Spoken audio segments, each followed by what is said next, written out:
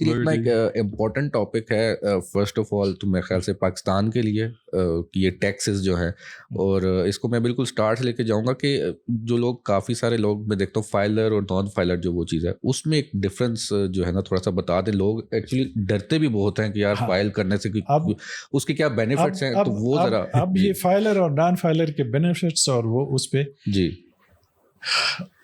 یہ نان ریزیڈنٹس کی خوش نصیبی ہے کہ ان پہ یہ جو پرنسپل ہے ایکٹیو ٹیکس پیئر لسٹ میں نام ہونے کا یہ اپلیکیبل نہیں ہے. اچھا, ان کا 2% ہی رہے گا. اچھا, وہ اگر ایگزمپٹ ان دا سینس کہ تھوڑی سی کنڈیشن ان کے ساتھ ہے کہ ان کے پاس وہی جو پی او سی یعنی پاکستان اوریجن کارڈ یا نکاپ یا سین آئی سی ہو, تو ان کے لیے پھر ایکسکلوژن ہے کہ ان پہ ڈبل ریٹ اپلیکیبل نہیں ہوگا. ٹھیک ہے نا.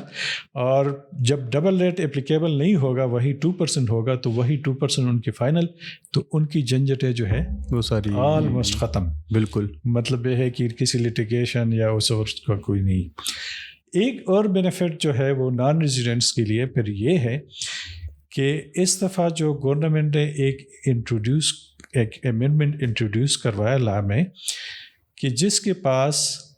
اوپن پلاٹس جو ہے وہ پڑے ہو, مطلب یہ ہے سیل پرچیز نہیں ہو, اور ان کی aggregate fair market value 25 million سے زیادہ ہو, 2.5 کروڑ سے زیادہ, بالکل 2.5 کروڑ سے زیادہ ہو, فیئر مارکیٹ ویلو, رائٹ, صحیح نہیں کاسٹ نہیں, وہ فیئر مارکیٹ ویلو, رائٹ, ٹھیک ہے. تو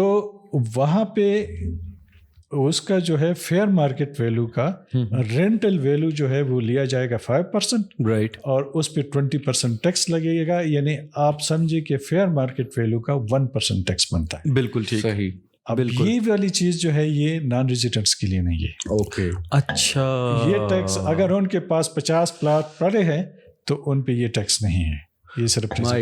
تو اٹ مینس کہ اوورسیز جو ہے وہ جتنا انویسٹمنٹ کرنا چاہے, جتنا بھی وہ یہاا پہ انویسٹمنٹ کرنا چاہے تو ان کے لیے جو ہے ٹیکسیشن پوائنٹ آف ویو سے کافی آسانی ہے, جو کہ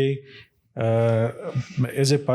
ریزیڈنٹس رائٹ, بالکل صحیح, باقی لوگوں کے لیے ہے جس میں لٹیگیشن بھی ہو سکتی ہے, جس میں دوسری چیزیں بھی ہو سکتی ہیں, ان کے لیے وہ چیزیں دس از امیزنگ. مطلب لوگوں کو اس چیز کا آئی تھنک لوگ کافی سارے جو ہمارے اوورسیز انویسٹرس تھے,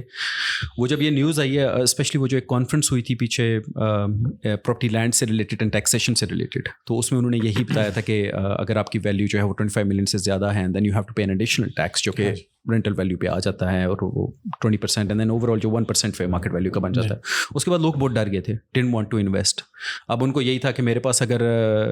جو ہیں وہ 2.5 کروڑ سے زیادہ کی مالیت کے 2 پلاٹ بھی پڑے ہوئے ہیں, تو اس کے اوپر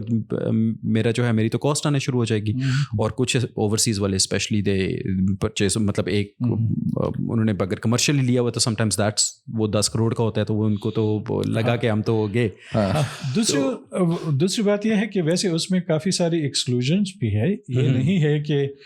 ہر پلاٹ اس میں شامل ہے یا ہر پراپرٹی اس میں شامل ہے. وہ ایکسکلوژن میں ایگریکلچر لینڈ بھی ہے, وہ ایکسکلوژن میں اگر ایک ایسٹ ہے تو وہ بھی ہے. وہ اس ایکسکلوژن میں جو ہے, اچھا ہاں, اگر آپ کی پراپرٹی آپ کے پلاٹس جو ہے وہ کسی پروجیکٹس کے لیے ہے اور آپ نے اس کو DNFBP کے ساتھ رجسٹر کیا ہے, وہ بھی ایکسکلوڈیڈ ہے. یہ اس طرح کے ایکسکلوژنس ہے اس میں, ایسا نہیں ہے کہ ہر کوئی. زبردست. انہی 2 باتوں پہ سر, یہ 2 باتیں آپ نے کی ہیں. سو فار ایگزامپل آپ نے یہ کہا کہ اگر وہ لینڈ کسی پروجیکٹ کے لیے مختص ہے, پروجیکٹ کس قسم کی نوعیت کا ہو سکتا ہے, that can be a commercial, any construction, any project کے لیے. ہاں, لیکن وہ پروجیکٹ آپ کا, یعنی آپ ریئل اسٹیٹ میں کام کر رہے ہیں اور آپ نے DNFBP کے ساتھ اس کو رجسٹر کیا ہے کہ میں نے ABC پروجیکٹ کرنا ہے ریئل لینڈ, میں نے اس کے لیے پرچیز کیا ہوا ہے, تو وہ جو ہے آپ وہ ایکسکلوڈ نہیں ہے اس میں, اس پہ ٹیکس نہیں ہے. اس ان پراپرٹیز جو آپ نے ویل اسٹیٹمنٹ میں دکھائی ہیں, ٹھیک, یا ادروائز آپ نے کیپٹل میں اس کو ڈالا ہوا ہے, ایکوٹی میں جو آپ کے بیلنس شیٹ ہے اس میں ڈالا ہوا ہے, تو وہ اس میں ایکسکلوڈیڈ ہے. یہ نہیں ہے کہ ہر ایک پراپرٹی جو ہے آپ اس میں ایڈ کر کے اس کے فیئر مارکیٹ ویلو نکال کے ٹیکس, تو اس میں ریزنیبل وہ ہے. اس میں اگر ہے وہ ابھی اس پہ تو لوگوں کو گائیڈنس ہونی چاہیے کہ میری خود میں